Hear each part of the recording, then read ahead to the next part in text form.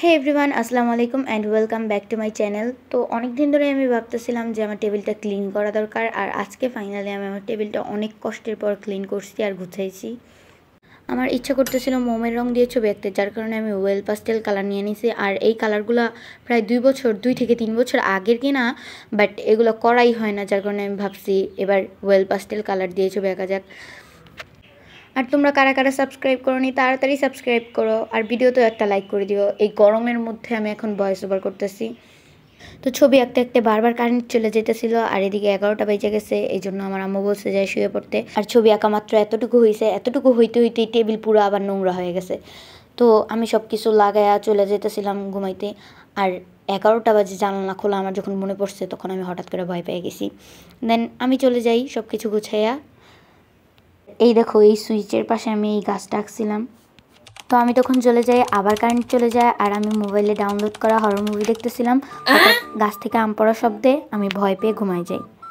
তো এই ভিডিওটা আমি আবার কন্টিনিউ করি পরদিন থেকে। এই যে আইসা দেখি আমার টেবিলের ঠিক এই অবস্থা। আর এইখানে যে আমার ব্যাগটাও থাকার কথা, এটা আমি ভুলেই গেছিলাম। কালকের পরের দিন স্কুল খোলা, আর এই জিনিসটা রাখার মতো জায়গায় আমি বুঝতেছি না কই রাখবো। তো দেন আবার ভালো করে সব কিছু গুছাইতে হবে। পুরোই নষ্ট হয়ে গেছে। ভাবছি ভিডিও করতেছি যেহেতু, রুম পুরোই অন্ধকার লাগতেছিল। দেন আমি একটা লাইট লাগাইতে গেছি, আর আমি বোকার মতো লাইটের সুইচ দিয়ে লাইট লাগাইছি, আর এই অবস্থা। পরে লাফ দিয়ে খাট থেকে পড়ে গেছি। তো অফ ক্যামেরায় আমি লাইটটা লাগাইলাম। আর আমার ভাই বানাইছে আমার জন্য তরমুজের শরবত, যেটা খাইতে আমার একটুও ভালো লাগে না, তারপরেও বানাইছে দেখা আমি খাইলাম।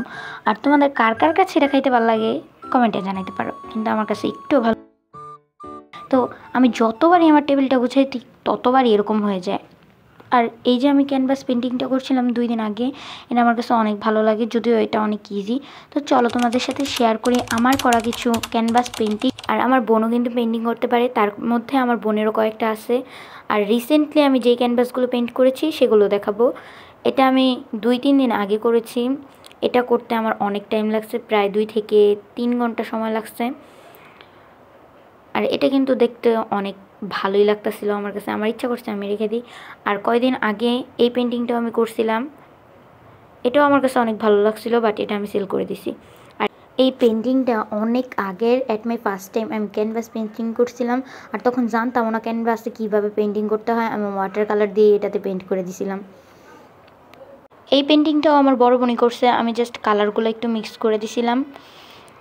আর এই পেন্টিংটাও আমার বড় বোন করছে, আকাশটা আমি একটু করে দিছিলাম, আর বাকিটা সে নিজেই করছে। এটা আমার কাছে অনেকই ভালো লাগে। আর এইটা আমার আঁকা অনেক আগের একটা ছবি। এই পেন্টিংটা আমি রেখে দিয়েছি, কোথাও লাগাইনি, এটা আমার কাছে ভালো লাগে না। আর এতগুলো পেন্টিংয়ের মধ্যে তোমাদের কাছে কোনটা সবচেয়ে বেশি ভালো লাগছে অবশ্যই কমেন্টে জানাবা। Thanks for watching.